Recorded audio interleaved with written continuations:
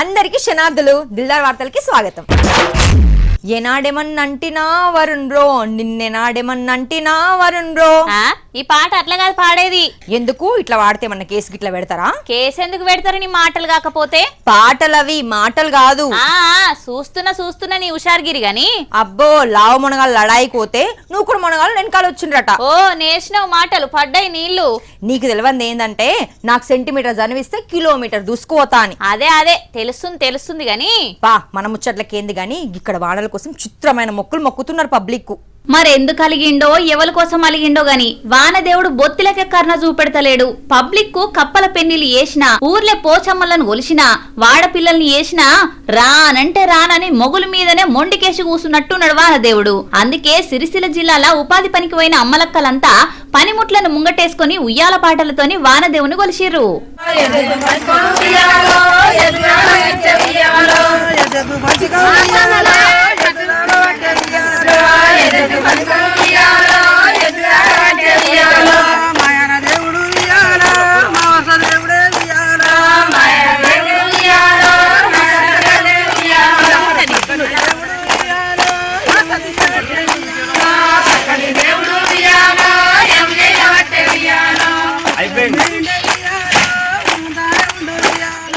వీళ్ళ పాటలకు ఆటలకు పెట్టే మొక్కులకు మేఘాలు కమ్ముకొస్తున్నాయి గాని సుక్క బొట్టు వానైతే పడతలేదు. వరంగల్ జిల్లాల పబ్లిక్ అంతా ఊరిడిచిపెట్టి బండ మీద పాశం పోసి నాకిండ్రు.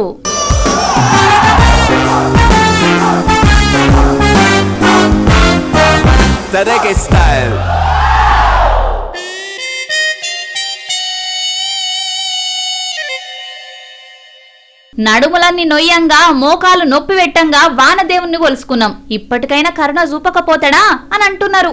మట్టిని తాకిన చేతులకు మరి దండాలో రామ, మొక్కలు నాటిన చేతులకు పరి దండాలో. ఏ పాటి నాటినో మరి మొక్కలు? ఇక అదే పని పెట్టుకుందామని అనుకుంటున్నా. ఇత్తనాల బస్ వేసుకుని అట్లా అడవుల పంటి పోతిగా. వనజీవి రామయ్యకు వారసురాలు అవుతావన్నమాట. ఎవరో వస్తారని మొక్కలు నాటుతారని చూస్తే రేపటి తరానికి నిల్వ నీడ కూడా ఉండది. మరి అడవులకు పొతం పట్టించిన పాపం ఎట్లా పోతది? కొత్త చెట్లు నాటితే పోతది, నరికిన అడవులను మళ్ళా పచ్చగా చేస్తే పోతది. అయితే ఈ బుజ్జి లెక్క అందరూ ఉద్యోగం చేయాలంటావు. ఏ బుజ్జి? ప్రకృతిని కాపాడుకునేందుకు ఈ ప్రకృతి వాడే ఆరాటం చూస్తే ఔరా అనాల్సిందే. పిట్ట కొంచెం ఆలోచన అమోఘం. చెట్టు కింద ఆడుకునే వయసులా చెట్లను పెట్టి అంతరించిపోతున్న అడవులను పచ్చగా మార్చి రేపటి తరాలకు బతుకునియాలే అని అనుకుంటుంది. చిన్ని చేతులతోటి విత్తనాలు సేకరించి బంతురుగా చేసి ఇసిరేస్తుంది. పద్మశ్రీ వనజీవి రామయ్య తాతను ఆదర్శంగా తీసుకున్న గీ బుజ్జిది రాజన్న సిరిసిల్ల జిల్లా సుద్దాల. 12 ఏళ్లుంటది. పేరు బ్లెస్సీ ప్రకృతి. బద్దనపల్లి గురుకుల బల్లె 7వ తరగతి చదువుతాంది. 3 ఏండ్ల ఈడు నుంచెల్లే ఇత్తనాలు జమ చేసి సీడ్ బాల్స్ వేసి 9 ఏళ్ల సంధి అడవులల్లా ఇత్తనాలు చల్లి పచ్చని భవిష్యత్తుకు బాటలేస్తుంది. 12 ఏళ్ల ప్రకృతికి ఇప్పటికే ఎన్నో అవార్డులు రివార్డులు వరించినాయి. వనజీవి సినిమాల యాక్టింగ్ చేసి గద్దర్ అవార్డు కూడా కొట్టింది. ఈ ఏడు కూడా గంభీరావుపేట పెద్దమ్మ అడవుల్లా అల్లనేరేడు, నేరేడు, సీతాఫలాలు, చింత, పులిచింత విత్తనాలు ఇసిరేస్తుంది. బుజ్జి ఆశయానికి తండ్రి తోడై డ్రోన్ల సాయంతో తెలంగాణ, ఆంధ్రప్రదేశ్, కర్ణాటక అడవులల్లా ఈ విత్తనాలేసింది. ఇంతకు మునుపు మానాల, శివగలపల్లి, లింగంపేట, రుద్రంగి, కొండగట్ట అడవులల్లా ఆమె చిట్టి చేతులతోటి సీడ్ బాల్స్ ఇసిరేసి మొక్కలకు పానం పోసింది. ఇంత చిన్న పిల్లలు ఎవరైనా సరే ఆటల మీదనో పాటల మీదనో డాన్సులు చదువుల మీదనో దృష్టి పెడతారు. కానీ చిన్న వయసు నుంచెల్లే ప్రకృతిని కాపాడమే జీవిత లక్ష్యంగా పెట్టుకున్నది. చెట్టు లేకపోతే మనిషికి బతుకులేదు, భవిష్యత్తు లేదు. ఈ హరిత యజ్ఞం అందరు పండుగ లెక్క వేసుకోకపోతే రేపటి తరాల గాలి కూడా దొరకదని బుద్ధుడు నేర్పుతుంది. ఇట్లాంటి వార్తలు చూసినప్పుడన్నా అర్థం చేసుకుంటారో చెట్లను నరుకుడంటే కూసున కొమ్మ నరుక్కున్నట్టే అని. అబ్బా నిన్నటికెళ్ళి ఒళ్ళు సొంపుతలేదురా, సర్దేటట్టే కొడుతున్నది, జ్వరం వచ్చేటట్టే ఉన్నది పానం. మరి సర్కార్ దవాఖానకు తీసుకోపోతా. అబ్బా ఇక నువ్వుగాంక తీసుకుపోతాను సర్కార్ దవాఖానకు పట్టు. అయ్యో అవి మాత్రం దవాఖానలు కావా? వాళ్ళు చేసేది వైద్యం కాదా? ఏమోనమ్మా, కొన్ని వార్తలు వింటుంటే నేను రాను బిడ్డో సర్కారు దవాఖానకు అనే పాట ఇప్పుడు కూడా వాడుతున్నారు. అగో గట్ల భయపడుతున్నారు జనం అనే పబ్లిక్ కు భయం పోగొట్టే పని పెట్టుకున్నది ఈ ఎమ్మెల్యే మేడం. ఏం చేసింది? దవాఖానలకు సడన్ ఎంట్రీ ఇచ్చి చెకింగ్ చేసిందా? కాదు, అంతకు మించి ఎమ్మెల్యే మేడం దవాఖానకు వస్తున్నదంటే ఖచ్చితంగా ఇన్స్పెక్షన్ కే అయి ఉంటది అని అనుకుంటే మనం అయోడిన్ల కాలేసినట్టే. మేడం వచ్చింది సత్తుపల్లి ఎమ్మెల్యే రాగమయ్య కాదు, సామాన్య పేషెంట్ గా. నిజముల్లా షానొద్దుల సంధి మేడం కు పన్ను తీపిలేస్తుందట. నా పన్ను అని అనుకుంటా ఇక సీదా ప్రోటోకాల్ పక్కకు పెట్టి ఖమ్మం జిల్లా పెనుబల్లి ధర్మ దవాఖానకు వచ్చింది. ఇక మేడం సమస్య ఏందో చూడురు మేడం. చూసిండ్రు కదా, లైవ్ గా ట్రీట్మెంట్ కూడా డెంటిస్ట్ డాక్టర్ స్రవంతి తోటి చేపించుకుంది. ఇట్లా పబ్లిక్ కు అనుమానాలు బాపాలనే వచ్చింది మేడం. పెరట్ల చెట్టు వైద్యానికి పనికిరాదన్నట్టు ఊర్లున్న సర్కారు దవాఖాన్లు వైద్యానికి పనికొస్తలేవు చాలా చోట్ల.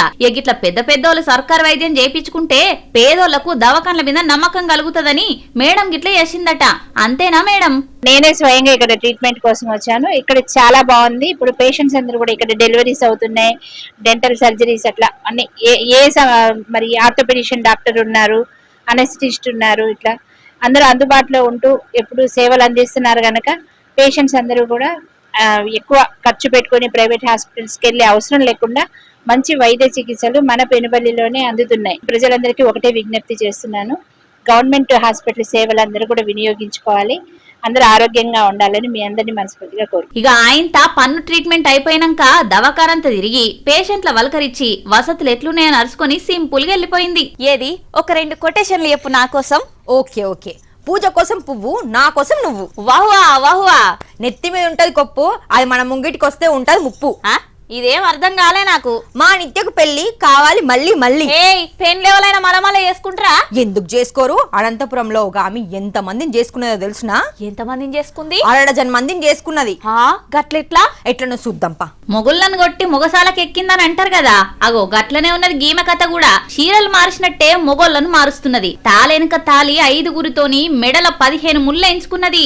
చూస్తుంటే అమాయకత్వానికి పట్టు చీర కట్టినట్టే ఉన్నది కదా. కానీ కన్నింకు కజిన్ సిస్టర్ ఈమె. పేరు శ్వేతారెడ్డి.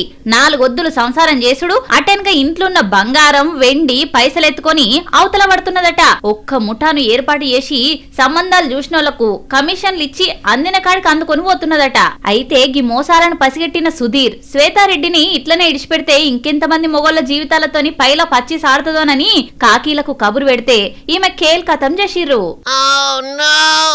పెండ్లంటే కొందరికి అదొక అందమైన జీవితం, అదొక పవిత్ర బంధం అని ఫీల్ అవుతారు. కానీ ఇసొంటి శ్వేతనాగులు కాలనాగులై మొగోళ్ల జీవితాలతోనే ఆడుకుంటున్నారు. పెండ్లిగాని ప్రసాదులు జర పెండ్లికి ముందు అటేడతారాలు ఇటేడతారాలు చూసుకోండి, లేకపోతే మ్యారేజ్ బ్యూరోను చిన్ని గారు చెప్పండో ఐసిరి గారు.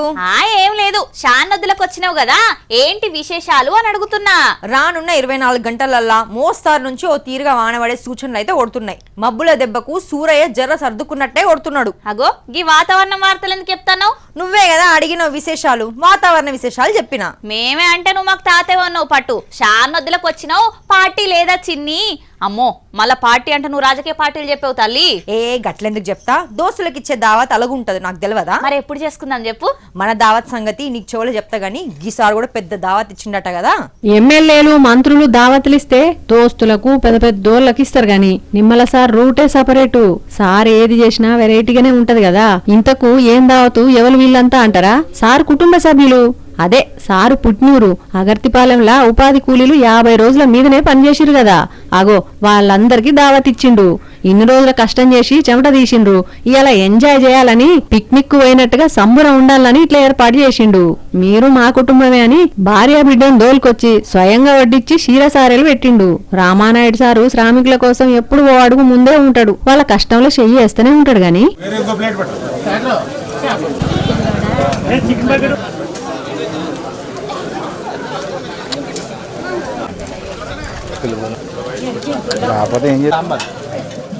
గూడంటే గూడు కాదు, మేడంటే మేడ కాదు, అందంగా అల్లుకున్న పొదరిల్లే మాది, పొదరిల్లే మాది. అబ్బో సడన్ లా ఇంటి మీదకి మళ్ళింది మనసు. అంతే కదరా, ఎంత కిరాయిన్లన్నా సొంత ఇల్లు మన తాతల తన్నులు కట్టిన ఇంట్లుంటే ఆ తుర్తే వేరుంటది. అవునా? మరి మీ ఊర్లో ఇల్లు లేవట్టి పట్నం తెచ్చుకోకపోయినావు? అట్లాంటి సవలతు ఉంటే ఎప్పుడో హనుమంతుడు సంజీవని పర్వతం ఎత్తుకొచ్చినట్టు నేను కూడా ఎత్తుకొచ్చి మన ఆఫీస్ పక్కకే పెట్టుకుందు. అబ్బో మామూలు కోరికలు లేవు పో. ఏమో గుర్రం ఎగరవచ్చు అన్నట్టు మా ఇల్లు కూడా ఎగురుతదేమో. ఎగురుతుందో లేదో తెలియదు గానీ ఎత్తుకు మాత్రం ఎదుగుతుంది. అదేమైనా మనిషి ఆశ బూస్ట్ పాలు దాకా ఎదిగేతందుకు. అర్రే నిజమంటే ఇల్లు 5 అడుగులు పెరిగింది. ఏంది చిన్ని నువ్వు చెప్పేది? అసలు నేను నమ్మలేకపోతున్నా. అయినా నా మాట ఎందుకు నమ్ముతావు? మీ దోస్త్ అయితే ఏది చెప్పినా నమ్ముతావు. కావాలంటే చూడు. అగో గాలిలో తేలుతుంది గంత పెద్ద బంగ్లా. పునాది మీద ఉండే ఇల్లు ఇప్పుడు జాకీల మీద నిలబడ్డది. 5 అడుగుల ఎత్తు పెరిగింది.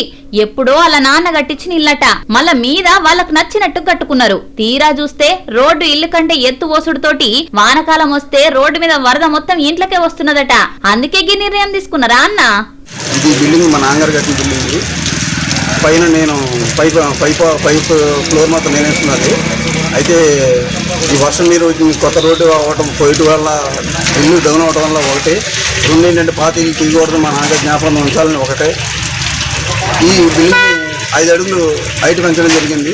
ఈ హైట్ పెంచడం అనేది ఒక జేజే కంపెనీ అని విజయవాడ పెద్ద సంస్థ.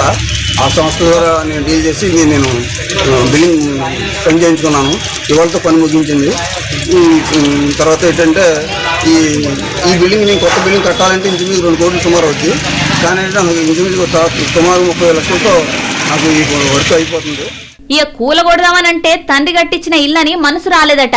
మళ్ళా అంత ఇల్లు కూలగొట్టి కడితే 1-2 కోట్లు అవుతుంది. ఎట్లా చేయాలి అని ఇగో గిట్ల జాకీలు వట్టి లేపిర్రు. మొత్తానికి విజయవంతంగా 5 అడుగుల ఎత్తుకు ఇల్లును కూసోబెట్టిండ్రు. 30 లక్షల ఖర్చుతోటి 4-5 నెలలు కష్టపడి ఆపరేషన్ పూర్తి చేసి విజయవంతం చేసిర్రు. ఏలూరు జంగారెడ్డిగూడెంలా ఈ బిల్డింగ్ చూసి జనం షాకు. టెక్నాలజీ ఎంత పెరిగిపోయిందో చూడుండ్రిగా. ఇవాళ ఇయాల్టి దిల్దార్ వార్తలు. మళ్ళొచ్చే దిల్దార్ వార్తలలో మళ్ళీ కలుద్దాం. అంతవరకు చూస్తూనే ఉండండి వనితా టీవీ. నమస్తే.